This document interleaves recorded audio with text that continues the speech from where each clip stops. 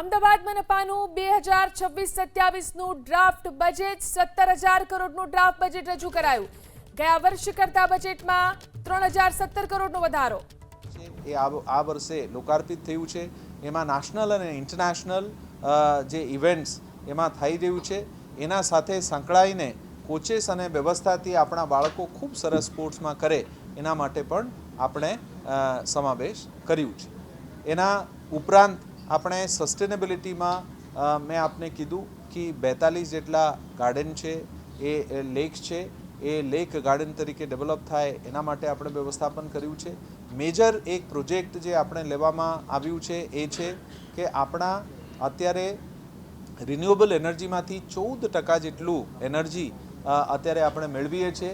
એ આપણા અમદાવાદ મ્યુનિસિપલ કોર્પોરેશનના તમામ જે કન્ઝમ્પશન છે, એનર્જી કન્ઝમ્પશન, એ રિન્યુએબલ સોર્સેસમાંથી આવે એના માટે 100% આવે એના માટે આપણે એક 100 મેગાવોટનું કેપ્ટિવ પાવરનું પ્રોજેક્ટ આમાં સમાવેશ કરવામાં આવ્યું છે. અને એના ઉપરાંત અલગ અલગ બાબતો સસ્ટેનેબિલિટી માટે, દાખલા તરીકે 2030 સુધી અમદાવાદના તમામ બસીસને ઈવી બસીસ તરીકે થાય એના માટે આ વખતના બજેટમાં આપણે આ વખતના વર્ષમાં 550 ઈવી બસીસ લીધા.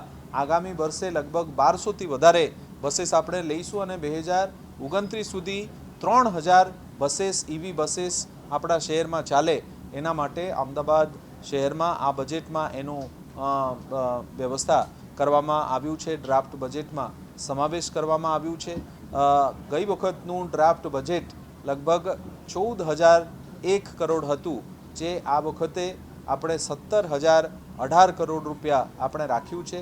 અમદાવાદ મ્યુનિસિપલ કોર્પોરેશન આ વખતે સૌથી મેક્સિમમ કેપિટલ પ્રોજેક્ટ લગભગ 11,000 કરોડ રૂપિયાનું ખર્ચ આ વખતે કરીને લોકોના માળખાકીય સુવિધા હોય, લોકોના બિનમાળખાકીય સુવિધા હોય, આના માટે ખૂબ સુંદર કામગીરી અમદાવાદ મ્યુનિસિપલ કોર્પોરેશનના તમામ પદાધિકારીશ્રીઓ, અધિકારીશ્રીઓ, તમામ લોકોએ કરી છે.